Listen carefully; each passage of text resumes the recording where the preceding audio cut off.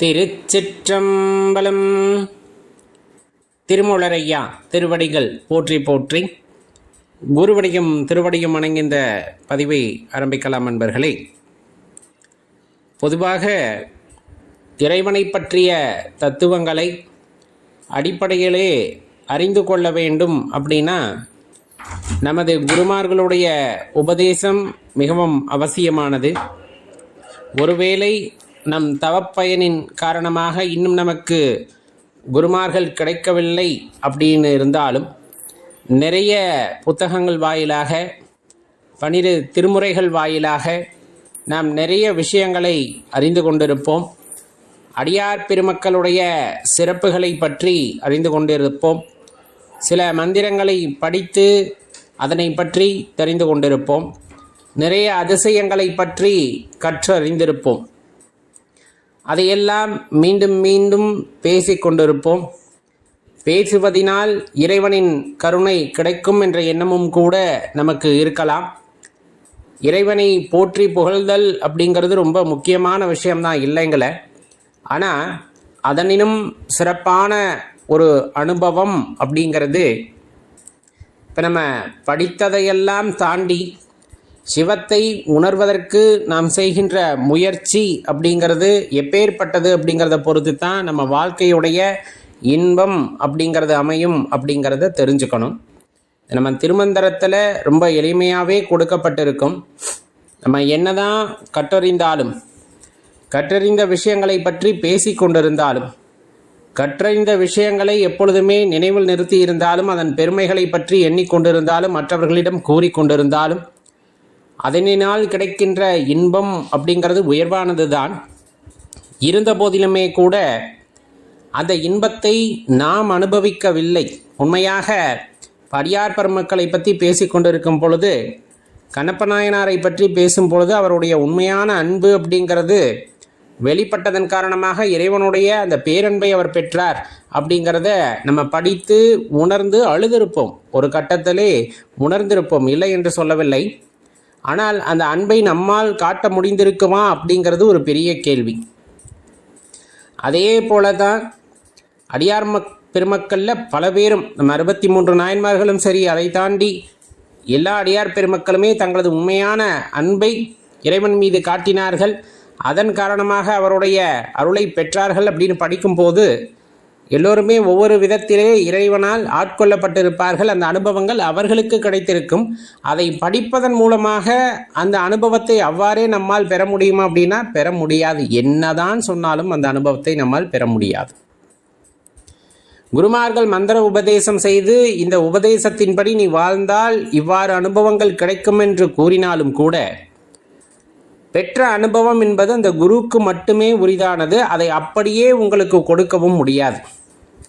அதை பற்றி நாம் சிந்திக்கலாம், இப்படி இருக்குமோ என்று கணித்து பார்க்கலாமே தவிர அந்த அனுபவங்களை அவ்வாறே நாம் உணர முடியாது அப்படிங்கிறது நிதர்சனமான உண்மை. எப்போது அதை நாம் பெற முடியும் அப்படின்னா நாமும் வாழ்ந்து காட்ட வேண்டும். அதுதான் ரொம்ப முக்கியமான விடயம். இங்கு இறை மீது அன்பு செலுத்தி, உயிர்கள் மீது அன்பு செலுத்தி, நமக்கென்று ஒரு கொள்கையை பிடித்து கொண்டு அந்த கொள்கையிலே விடாது நின்று எத்துன்பம் வந்தாலும் அத்துன்பத்தை கடந்தும் அந்த கொள்கையிலே பிடிப்பாக இருந்து இறைவன் மீது அன்பு செலுத்தினால் பல விதங்களிலே நமக்கு தடைகள் வந்தாலும் இடையூறுகள் வந்தாலும் அதனையெல்லாம் தகர்த்து மீண்டும் அக்கொள்கையிலே நான் உறுதியாக நிற்கின்றோம் என்றால் கண்டிப்பாக அந்த இறை அனுபவத்தை நம்மால் பெற முடியும் என்ற சூட்சமத்தை உணர்ந்து கொள்ளுங்கள். மாறாக மற்றவர் பெற்ற அனுபவங்களை பற்றி நாம் பேசுவதன் மூலமாக, அதை பற்றி மீண்டும் மீண்டும் எண்ணிக்கொண்டிருப்பதன் மூலமாக அவர்களுக்கு கிடைத்த அனுபவத்தில் 1% கூட நமக்கு கிடைக்க பெறாது அப்படிங்கிறத உறுதியாகவே எடுத்துக்கலாம். இது எதிர்மறையான வாக்கியம் அல்ல. எப்பொழுதுமே இன்னொருவர் உணர்வை நம்மால் அவ்வாறே உணர முடியாதுங்கிறது யதார்த்தம். இதை உணர்ந்து கொள்ள வேண்டும். உங்களுக்கு ஒரு உயரிய அனுபவம் கிடைத்திருக்கிறது அப்படின்னா அதை நீங்கள் சொல்லும் பொழுது அதில் ஒரு பகுதியை வேண்டுமானாலும் அடியேன் உணர்ந்து கொள்ளலாம். அந்த உணர்தலும் எவ்வாறு ஏற்பட்டிருக்கும் என்றால் ஏற்கனவே அடியேனுக்கு அந்த உணர்வுகளிலே ஏதேனும் அனுபவம் இருந்தால் உணர்ந்து கொள்ள முடியும். இல்லாவிடில் அதை சத்தியமாக உணர்ந்து கொள்ள முடியாது. வேண்டுமானாலும் கேட்டுக்கொள்ளலாம், ஓ இவ்வாறு இருந்திருக்குமோ என்று கற்பனை செய்து கொள்ளலாமே தவிர அந்த அனுபவத்தை பெற முடியாது, அந்த மகிழ்ச்சியை பெற முடியாது. அப்போ நம்ம செய்ய வேண்டியது, நமக்கென்று ஒரு கொள்கை, இறைவனை விடாப்பிடிவாதமாக பிடித்துக்கொண்டு நாம் பிடித்த கொள்கையிலே உறுதிப்பாடுடன் நின்று நாம் செய்கின்ற சேவையோ, நாம் ஆற்றுகின்ற பணியோ, அல்லது நாம் காட்டுகின்ற அன்போ நிலைத்திருந்து நாம் ஒரு பிறளாத வாழ்க்கையை நாம் வாழ்கின்றோம் என்றால் அந்த அற்புதமான இறை அனுபவத்தை நாம் உணரலாம். அந்த உணர வேண்டிய அனுபவம் யாது அப்படிங்கிறதையும் நம்மால் முன்னரே தீர்மானிக்க முடியாது. அந்த அனுபவங்களை சிவபெருமான் நமக்கு கொடுப்பார் என்பதுதான் இவ்விடத்திலே நாம் அறிந்து கொள்ள வேண்டிய ஒரு விஷயம். இலை தொட்டு பூப்பறித்து எந்தைக்கு என்றெண்ணி மலர் தொட்டு கொண்டேன் வரும்புணல் காணேன் தலை தொட்ட நூல் கண்டு தாழ்ந்தென் உள்ளம் தலை தொட்டு கண்டேன் தவம் கண்டவாறே. திருச்சிற்றம்பலம். திருமுலரையா திருவடிகள் போற்றி போற்றி, குருவடியும் திருவடியும் வணங்கிந்த பதிவை ஆரம்பிக்கலாம் அன்பர்களே. பொதுவாக பார்த்தோம் அப்படின்னா ஆலயங்களுக்கு போவோம், அர்ச்சனை செய்வோம், இன்னும் பார்த்தா பூக்களால் சரம் தொடுத்து இறைவனுக்கு சாற்றுவோம். நம்மால் என்னவெல்லாம் செய்ய முடியுமோ ஆலயத்தை காப்பதற்காக அத்தனையும் செய்கின்றோம், செய்ய வேண்டும், அதிலே தவறில்லை. ஏனால் அடுத்த தலைமுறைகளுக்கு ஆன்மீகத்தை பற்றின அந்த அடிப்படையை உணர்த்துவது அந்த கோவில்கள் தான் அப்படின்னா அதில் மாற்று கருத்தில் செய்ய வேண்டும். ஆனால் இதையெல்லாம் செய்யும் போது கிடைக்காத ஒரு அற்புதம் அப்படிங்கிறது மனம் தெளிவு பெற்றால் கிடைக்கும் அப்படின்னா அது உண்மை என்றே ஞானிய பெருமக்கள் குறிப்பிடுகிறார்கள். நம்ம பூக்கள் கட்டி கட்டி தொடுக்கின்றோம்.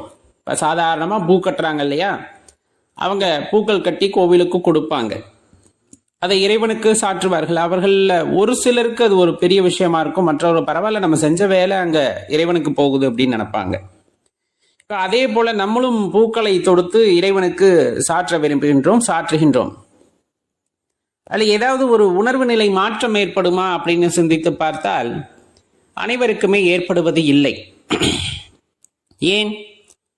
பூக்களை கட்டினோம், இறைவனுக்கு சாற்றினோம், பார்க்க அழகாக இருக்கிறது, அவ்வளவுதான். நான் கட்டிய பூ அங்கு இறைவனை அலங்காரம் செய்கிறது அப்படிங்கிற அந்த ஒரு உணர்வு இந்த இடத்திலே நான் அப்படிங்கிற அந்த எண்ணம் வந்து விடுவதன் காரணமாக அவர்களுக்கு பெரிதாக ஒரு தாக்கம் அந்த இடத்திலே இருப்பது இல்லை அப்படின்னே குறிப்பிடலாம்.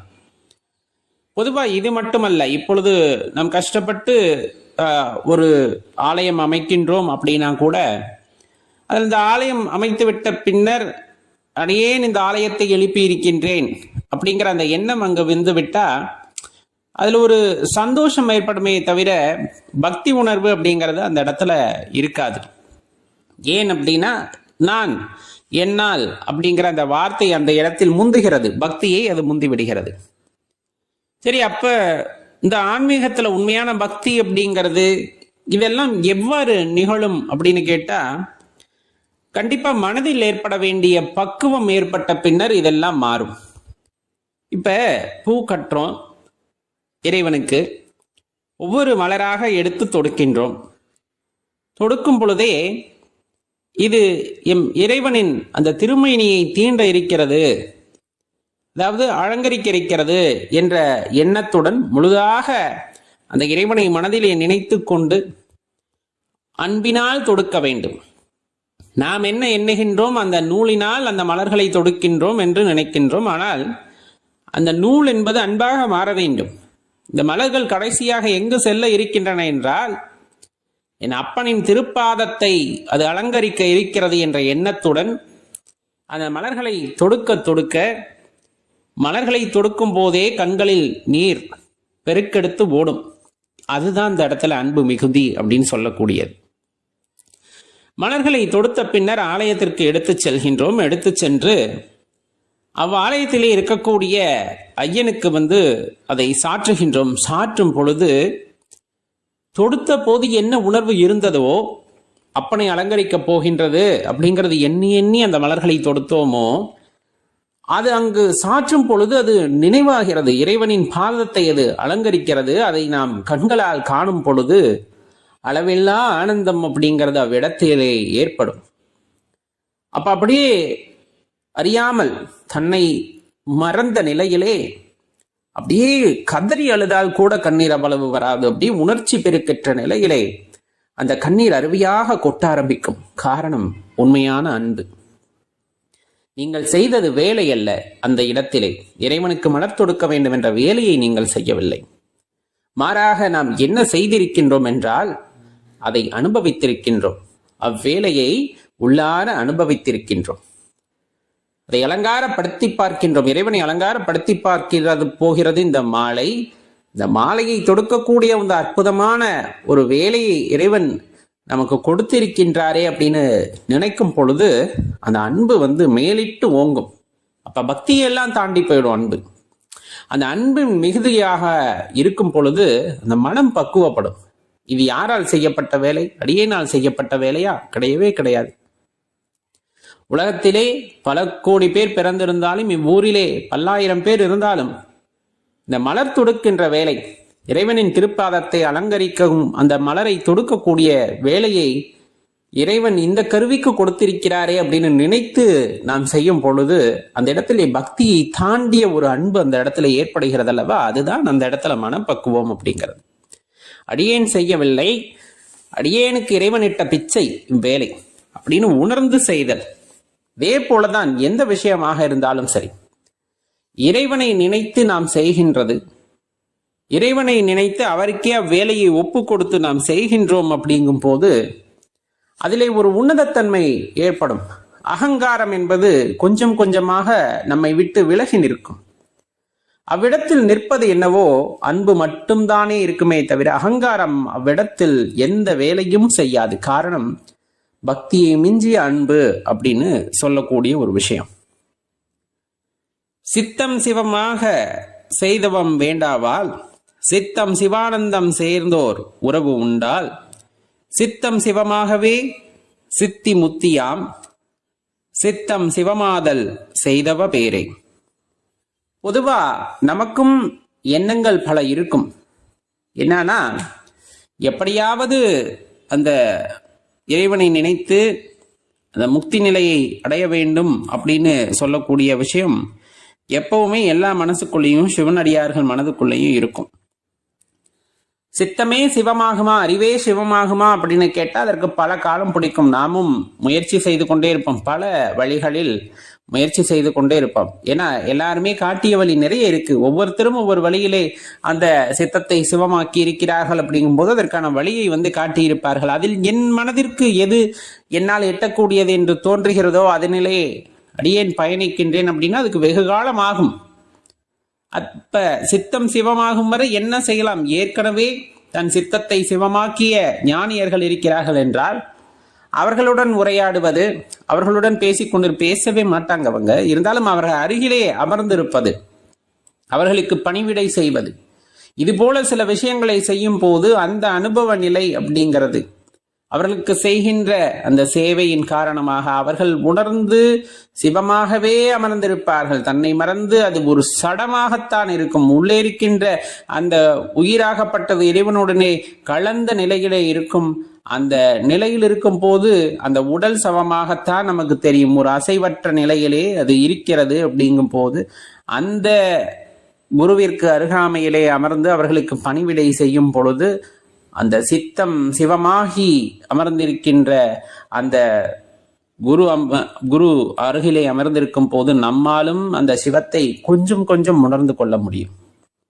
நம் சித்தம் சிவமாக விட்டாலுமே கூட அதற்கான அடிப்படை என்னவென்று புரிந்துவிடும். அது காலப்போக்கிலே நம்மையும் அந்த நிலையை நோக்கி தள்ளும். அப்படின்னா அதில் கொஞ்சம் கூட நீங்கள் சந்தேகம் கொள்ள வேண்டாம். உண்மையான அடியாருக்கு அடியாராக இருப்பது அப்படிங்கிறதே பெரும் தவம். அடியார் என்றால் எல்லாம் சிவம் என்று சென்று விடுவது. எது நடந்தாலும் சரி, இன்பமும் வரும், ஒரு வாழ்க்கையிலே துன்பமும் வரும். எல்லாத்து வாழ்க்கையிலும் இன்பம் துன்பம் வரும். அது யாராக இருந்தாலும் சரி, எனக்குத்தான் இறைவன் பெரிதாக துன்பத்தை கொடுத்திருக்கிறார் அப்படின்னு நினைச்சாவே அந்த இடத்துல பக்தி போச்சு. பக்திக்கு வேலையே இல்லை. ஏன்னா துன்பம் எல்லாத்து வாழ்க்கையிலும் வரும். ஆனா அடியார் பெருமக்களுக்கு வருகின்ற துன்பமும் இன்பமாகும். அதை ஒரு வினையாகத்தான் கருதுவார்கள். சந்தோஷமா நிறைய சாப்பாடு வந்தாலும் அதில் அளவா சாப்பிட்டுக்குவாங்க. ரொம்ப கடுமையான நேரத்துல நிறைய பிரச்சனைகள் வந்தாலும் அதுலயும் அளவாத்தான் எடுத்துக்கிட்டு எல்லாமே சிவத்துக்கு அப்படின்ட்டு போயிட்டே இருப்பாங்க. சிவத்திடம் ஒப்பு கொடுத்துறது அது பக்தியில உயர்ந்த நிலையில ஞானமடைய இந்த நிலையில அது சாத்தியமாகும். அப்ப எப்பொழுதுமே தெளிவான மனநிலையிலே நாம் இருக்க வேண்டும் என்றால் சிவபெருமானை மனதில் நிறுத்தி இறைவா அருள வேண்டும் என்ற எண்ணத்துடன் அவருடைய நினைவிலேயே இருத்தல் தான் சாத்தியமாகும் அப்படிங்கிறத மனதார